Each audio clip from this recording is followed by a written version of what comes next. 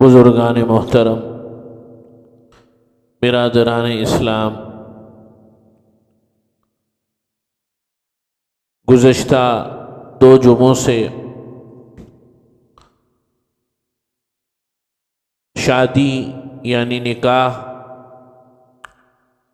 کی ضرورت، اس کی اہمیت، اور پچھلے جمعے کو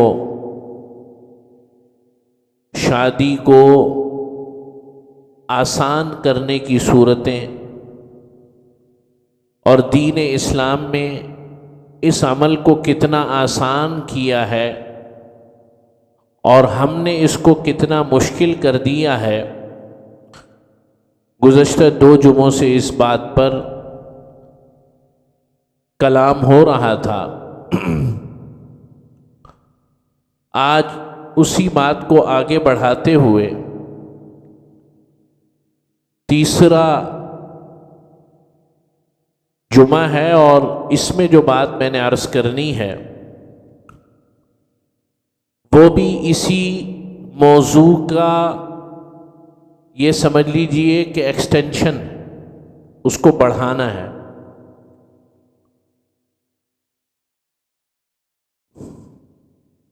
جیسے میں نے پچھلے جمعے کو عرض کیا تھا کہ یہ عمل، یہ عبادت، بلکہ عبادت دین نے اور شریعت نے جتنی آسان کر کے دی تھی اتنا ہم نے مشکل کر لیا، اور اس کا دوسرا نتیجہ یہ نکلتا ہے کہ جب ہم نے اس کو انیشیٹ کرنے میں اتنا مشکل کر دیا ہے تو اس رشتے کو گزارنے میں ہم نے کتنی مشکل پیدا کر دی ہوگی۔ آپ سمجھ رہے ہیں بات؟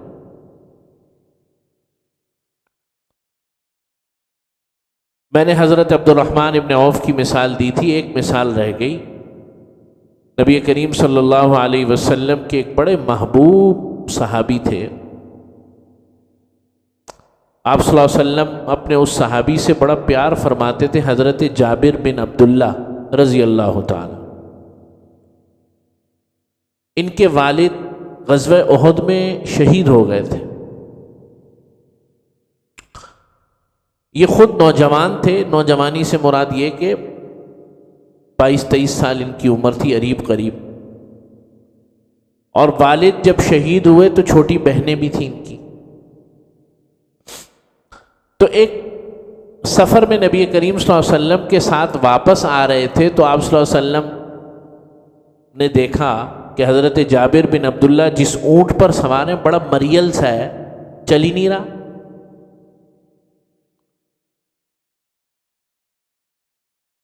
نبی کریم صلی اللہ علیہ وسلم موقع پا کر حضرت جابر کے پاس گئے، کہا جابر یہ تیرا اونٹ چلتا کیوں نہیں؟ فرمایا یا رسول اللہ پتہ نہیں کیا مسئلہ ہے۔ حضور علیہ الصلوۃ والسلام نے ایک ہلکی سی کو ٹہنی لی اور اس ٹہنی سے اس اونٹ کو نا ہلکا سا، جسے کہتے ہیں چابک سا مارنا،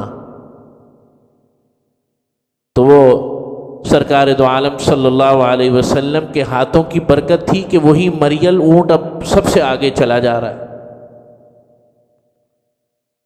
کچھ دیر گزری تو حضرت جابر سے آپ صلی اللہ علیہ وسلم نے کہا جابر یہ تیرے اونٹ کو کیا ہوا؟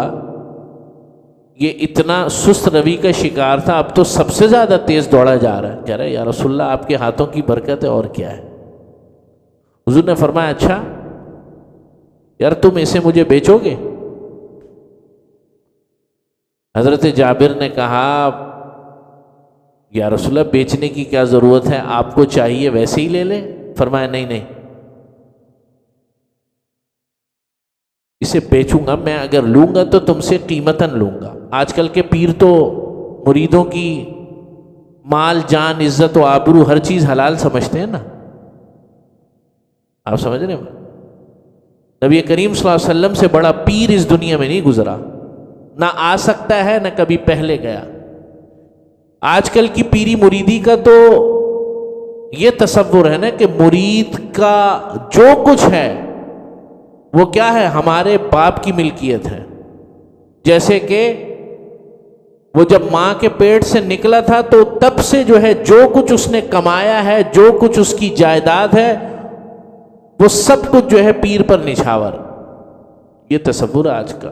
بہرحال تو نبی کریم صلی اللہ علیہ وسلم نے فرمایا جابر نہیں، میں تو قیمتاً خریدوں گا. بولو قیمت بتاؤ.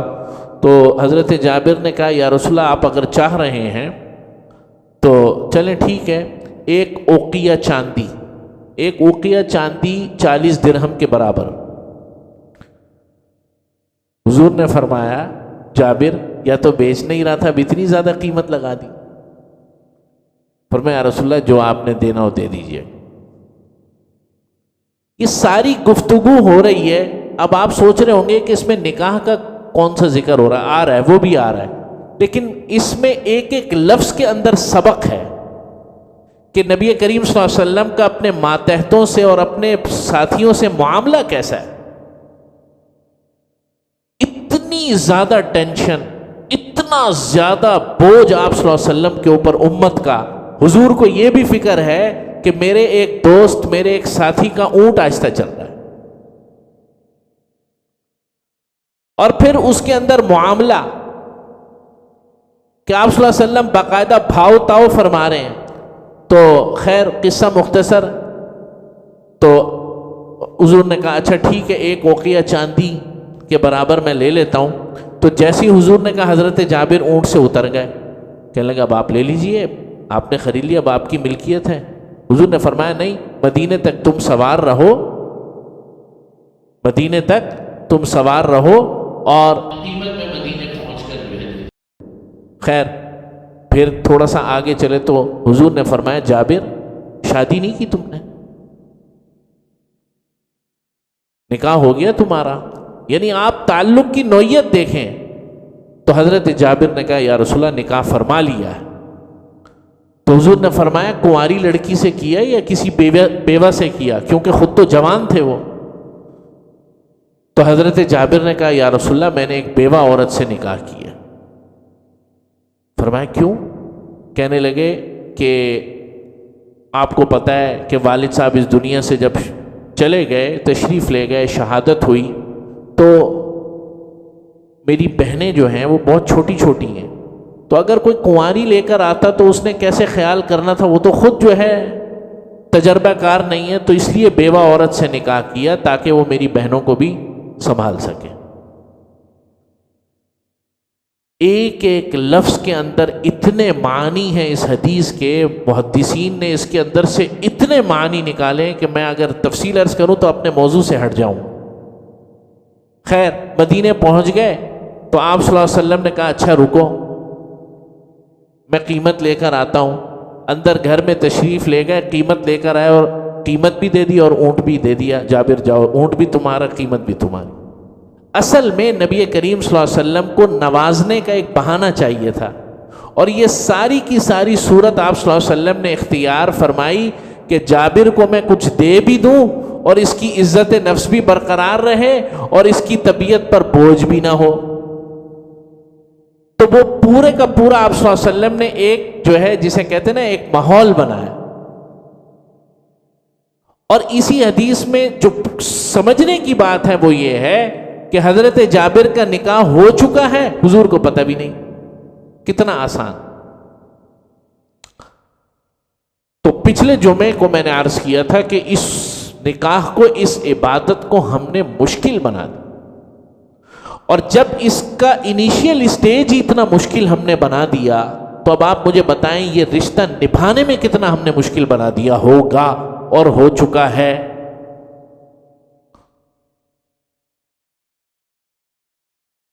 تو میرے عزیز دوستو بزرگوں، یہ جو رشتہ ہے ازدواجی زندگی کا، جس طریقے سے یہ شروع کرنا نبوی زندگی کے اندر بڑا آسان تھا، اس طریقے سے یہ رشتہ نبھانا بھی بڑا آسان تھا. اور اس کے لیے چار اصول بیان فرما دیے دین نے اور شریعت کہ یہ رشتہ کیسے نبھے گا اور اس رشتے کو آپ نے کیسے کامیابی کے ساتھ چلانا ہے. سب سے پہلا جو اصول اور جو بات ہے جو دین نے اور شریعت نے ہمیں سکھائی وہ یہ کہ دونوں کو ایک دوسرے کے حقوق کا علم ہونا چاہیے، اور یہ حقوق کا علم قرآن دے گا، شریعت دے گی، نبوی آپ صلی اللہ علیہ وسلم کا مزاج بتائے گا کہ حقوق کیا ہوتے ہیں۔ یہ 10-10 لاکھ روپے سالانہ فیسیں دینے والے اسکول کالج نہیں بتائیں گے، یہ ایک سیمسٹر کی 6-6 لاکھ روپے فیس دینے والی یونیورسٹیاں نہیں بتائیں گی، یہ اللہ کے نبی کا قرآن بتائے گا، اس کی حدیث بتائے گی کہ میاں بیوی کے ایک دوسرے پر کیا حقوق واجب ہے۔ نبی کریم صلی اللہ علیہ وسلم نے فرمایا، مردوں کو فرما کر خیارکم خیارکم لنسائکم وَأَنَا خَيْرُكُمْ لِنِسَائِي، تم میں سے سب سے بہترین لوگ وہ ہیں، خیارکم خیارکم لنسائکم، تم میں سب سے بہترین لوگ وہ ہیں جو اپنی بیویوں کے ساتھ سب سے اچھے ہیں۔ وَأَنَا خَيْرُكُمْ لِنِسَائِي، اور حضور نے اپنا بھی فرما دیا کہ میں اپنی بیویوں کے لیے تم میں سے سب سے زیادہ بہتر ہوں۔ کیا مطلب ہے اس بات کا؟ روٹی کھلا دینا یہ خیار ہے، چھت مہیا کر دینا یہ تو آپ ان چیزوں کو پورا کر رہے ہیں جو آپ کے ذمے واجب ہیں۔ زندگی کی بہتری کے ساتھ گزارنے کے لیے تو اور بہت سی چیزیں چاہیے۔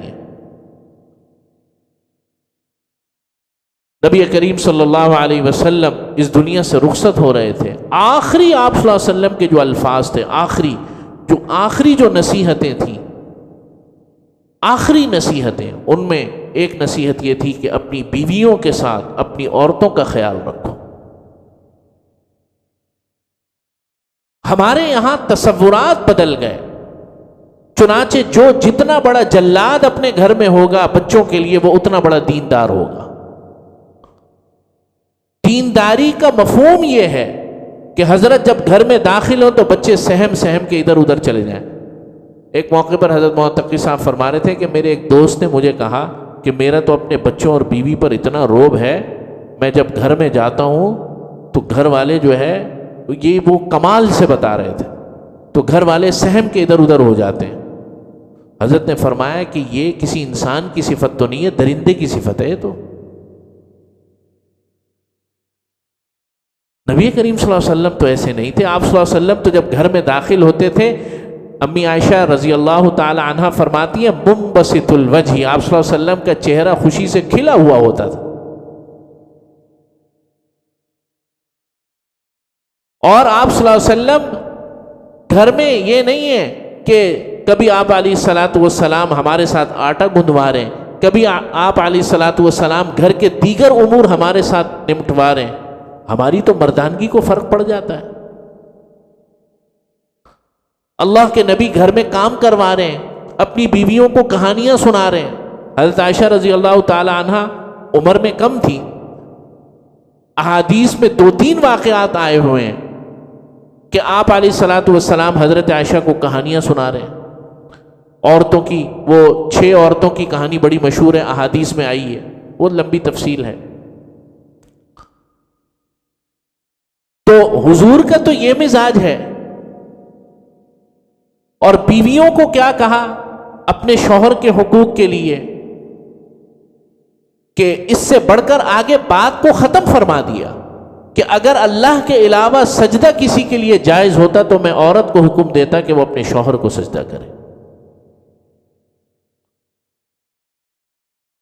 آپ علیہ الصلوۃ والسلام نے ایک موقع پر ارشاد فرمایا، حضرت ام سلمہ رضی اللہ تعالی عنہ نے روایت کیا ہے کہ جو عورت اس حالت میں مری کہ اس کا شوہر اس سے راضی تھا، اللہ تعالیٰ نے اس کے لیے جنت کے دروازے کھول دی۔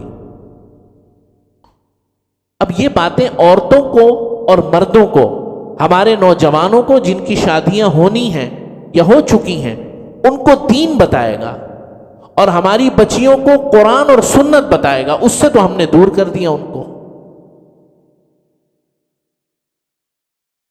تو تو حقوق، سب سے پہلا اصول دین نے جو دیا، ایک دوسرے کے حقوق کو پہچاننا کہ یہ میرے شوہر کا حق ہے، یہ میری بیوی کا حق ہے، اس حق کے اندر، اس دائرے کے اندر کوئی اور نہیں آ سکتا، اور میری بیوی کو اس دائرے سے نہیں نکلنا چاہیے۔ یہ سب چیزیں دین بتائے گا کہ ماں میں اور بیوی کے اندر کس طریقے سے آپ نے بیلنس رکھنا ہے۔ آپ نے اپنے گھر والوں کے ساتھ اور بیوی کے پورے لین دین اور اس کے تعلقات کو کیسے مینج کرنا ہے، یہ دین آپ کو بتائے گا۔ تو پہلا اصول حقوق کی ادائیگی۔ دوسرا اصول اور دوسری سب سے اہم ترین بات وہ یہ کہ مزاجوں کی رعایت کرنا۔ یہ دین نے ہمیں سکھایا، حضور علیہ الصلوۃ والسلام کی زندگی نے سکھا۔ آج ہمارا سب سے بڑا المیہ یہ ہے، ہر شخص یہ چاہتا ہے کہ ساری کائنات کا نظام اس کے ارد گرد اور اس کے مزاج کے مطابق گھومے۔ بچے بھی میرے مزاج کے مطابق ہوں 100%، جہاں کام کر رہا ہوں مالک بھی میرے مزاج کے مطابق ہو، اگر کاروبار کر رہا ہوں تو میرا عملہ بھی ٹوٹل میرے مزاج کے مطابق ہو۔ آپ سمجھ رہے ہیں بات؟ جہاں جاؤں ہر جگہ میرے مزاج کے مطابق یہ کائنات گھومے۔ بھائی آپ کون ہیں؟ آپ انسان ہیں، انہی دوسرے انسانوں کی طرح، اربوں مسلمانوں اور اربوں انسانوں کی طرح جیسے دوسرے ہیں۔ ہر ایک کے مزاج کے خلاف بات ہوتی ہے، چنانچہ دین نے ہمیں سکھایا کہ مزاجوں کی رعایت کی جائے، اور اس رشتے کے اندر مزاج کی رعایت رکھنا کہ شوہر بیوی کے مزاج کی رعایت رکھے، بیوی شوہر کے مزاج کی رعایت رکھے، بہت ضروری بات ہے۔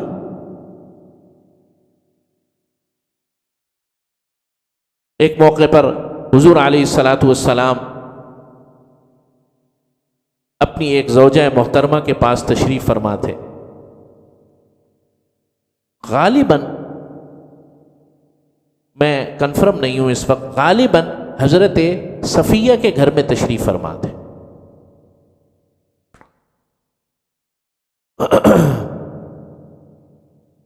اور ان کی باری تھی، اور ایک دوسری زوجہ محترمہ نے میٹھا بھجوا دیا گھر میں۔ تو جن کے گھر میں غالباً حضرت صفیہ کے گھر میں آپ صلی اللہ علیہ وسلم تھے اس وقت، انہوں نے وہ جو رکابی تھی، برتن تھا، اس کو اٹھا کے مارا اور نیچے پھینک کہ میری باری میں آپ کو کھانا بھجوانے کی کیا ضرورت ہے؟ یہ جو آپس میں سوکنوں کا معاملہ ہوتا ہے یہ قدرتی ہے، یہ نبی کریم صلی اللہ علیہ وسلم کی ازواج مطہرات میں بھی تھا۔ اب جناب آپ علیہ الصلوۃ والسلام، اور سامنے کون ہے؟ سامنے کون ہے؟ آقا دو جہاں صلی اللہ علیہ وسلم، لیکن وہ شوہر بھی ہے۔ حضور نبی کریم صلی اللہ علیہ وسلم مسکرا اٹھے۔ ہمارے جیسا کوئی ہوتا لے کے جناب چپل اور 100 مارتا اور 1 گنتا کہ یہ کیا طریقہ کار ہے؟ تو نبی کریم صلی اللہ علیہ وسلم نے کہا، جو لانے والا تھا اس کو کہا کہ تمہاری اماں کو غیرت آ گئی ہے اصل میں، یعنی تمہاری اماں کو غیرت نے اس معاملے پر ابھار دیا ہے، اور آپ صلی اللہ علیہ وسلم نے کچھ نہیں کہا کہ اس کے مزاج، یعنی اس کی یہ طبیعت میں یہ بات آئی کہ بھائی میری باری ہے، کھانا آپ کو بھجوانے کی کیا ضرورت ہے؟ میں نے یہاں کھانا بنایا ہوا ہے، آپ کو کیا ضرورت ہے کہ آپ جب آپ کی باری آئے گی تو آپ میٹھا پیش کر دینا۔ تو یہ ایک عورت کی ایک طبعی مزاج ہے، آپ صلی اللہ علیہ وسلم نے اس مزاج کی رعایت فرمائی، کچھ نہیں کہا۔ یہ مزاجوں کی رعایت ہم میں ختم ہو گئی، ساری دنیا کو ہم نے اپنے مزاج کے مطابق گھمانا ہے، چاہے وہ دینی معاملات ہوں، وہ دنیاوی معاملات ہوں۔ میں ایک جگہ نکاح پڑھانے گیا تو وہ حضرت مجھے کہنے لگے، میں لائن لکھنے لگا، پہلے ایک دفعہ انہوں نے ٹوکا،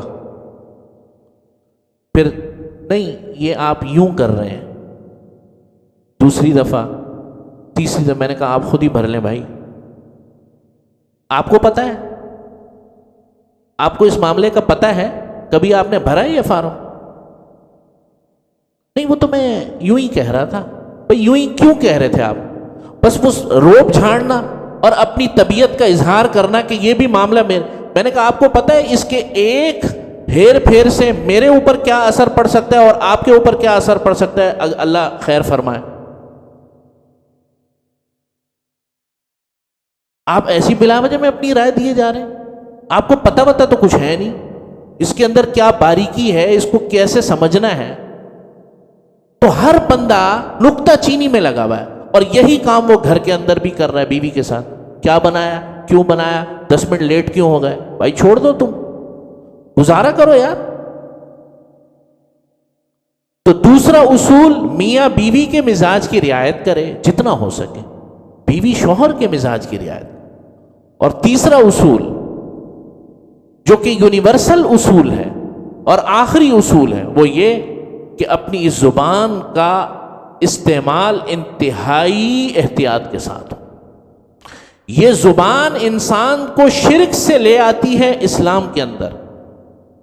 آدمی مشرک ہوتا ہے نا، کیا لفظ پڑھتا ہے؟ ایک لا الہ الا اللہ محمد رسول اللہ پڑھتا ہے، اسلام میں داخل ہو جاتا ہے۔ اور اسی زبان سے ایک کلمہ کفر نکلتا ہے، نعوذ باللہ من ذالک، اور اسلام کے دائرے سے نکل کر وہ کہاں چلا جاتا ہے؟ کافروں کی صف میں کھڑا ہو جاتا ہے، ملعونین مرتدین کی صف میں کھڑا ہو جاتا ہے۔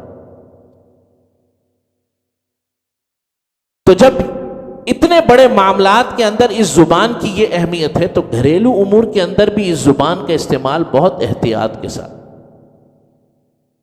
دونوں کو۔ اور اس معاملے میں عورتیں زیادہ خیال کریں،